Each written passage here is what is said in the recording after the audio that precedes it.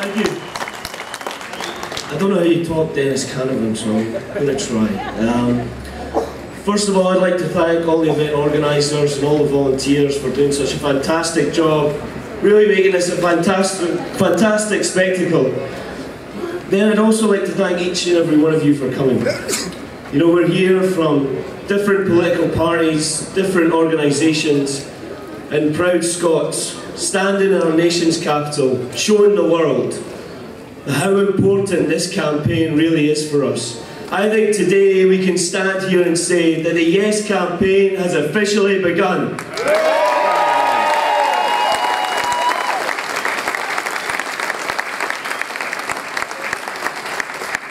Now, for those of you who aren't familiar with the Labour Wars for Independence, you're probably wondering why a Labour Party member is standing on stage here right now at an independence rally.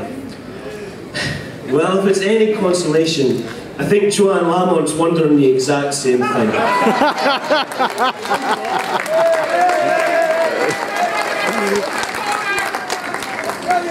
I've always been a Labour supporter. I was brought up as a Labour supporter in a Labour family.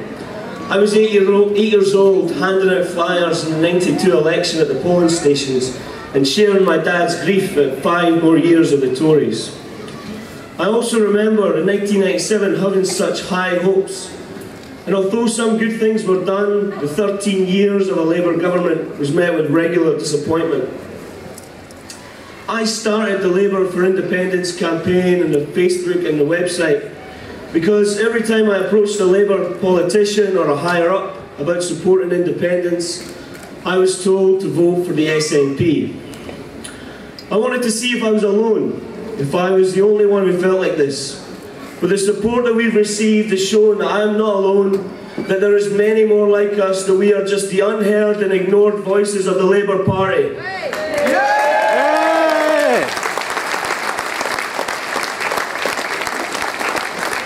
As our support has grown, I've also had the great pleasure to meet people who used to vote for Labour, but don't anymore.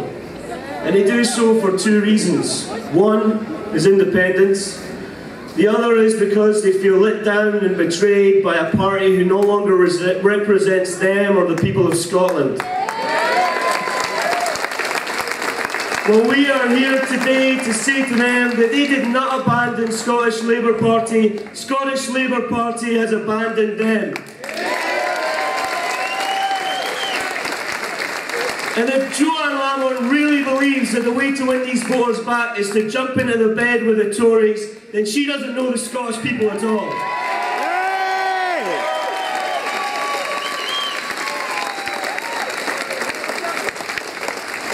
So we have 2 choices. As a Labour member, I have a choice. If I don't like the way the party is going, I can leave it and join another one. Or I can stick around and fight for the true principles of a real Scottish Labour Party. It's the same as Scotland. If you don't like that we're part of the Union, you can leave. You can leave the country. Or you can do what each and every one of us are doing today, picking up the baton and fighting for our right to be an independent country.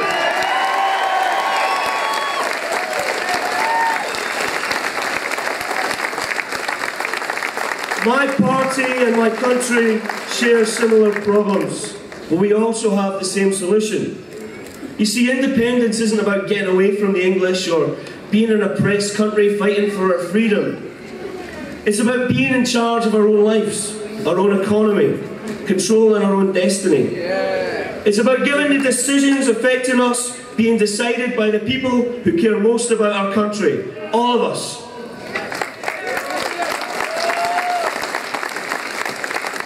You see, independence is about allowing teachers to teach and not worry about their jobs.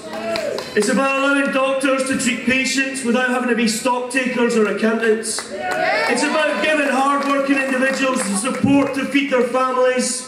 And it's about giving those who really need a help up that support that they need. It's to help our children grow up confident, thoughtful individuals and giving them the opportunity to live in a more tolerant, fairer society. These are the principles of a socially just, independent Scotland, and they are the principles of a real Scottish Labour Party.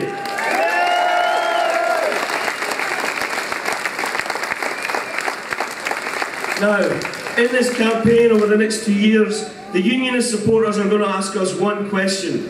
Why? Why should we break away from a 300-year union? Why should we risk our stability and take a chance? Well, with the UK in a double-dip recession, unemployment rising, living costs rising, well, wages stay the same, more families struggling to make ends meet, and 1 in 5 Scottish children living in poverty. My question to them is, why not? Yes!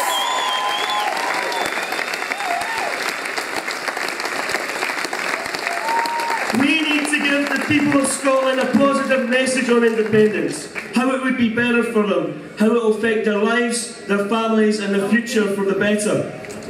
We also need to frame the question better. For too long now, the argument has been about comparing Scotland now as to how Scotland would be now as an independent country. It shouldn't be about that. We should be looking to how Scotland will be in 5, 10, 50 years from now. For too long now, Scotland has looked to the past, to Bell, to Fleming, Watt and Livingston, as how great Scotland used to be. We should remember these great Scots, not for our past glories, but for how great Scotland can become again.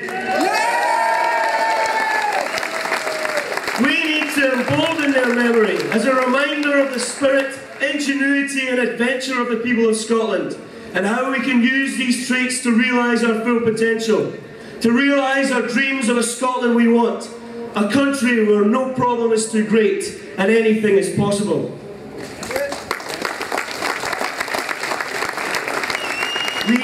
We have an opportunity that our grandfathers and great-grandfathers could only dream about. For the first time in over 300 years, we have the chance to create an independent Scotland. The people of Scotland will decide.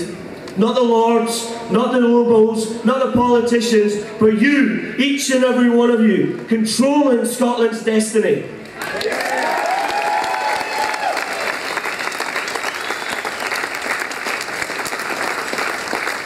We are all dreamers, creating the next world, the next beautiful world for ourselves and for our children. Well, it's time for our dreams to be realised. It's time for us to stand up as one nation, with one voice, uttering one discernible word, yes! Yes! Thank you very much.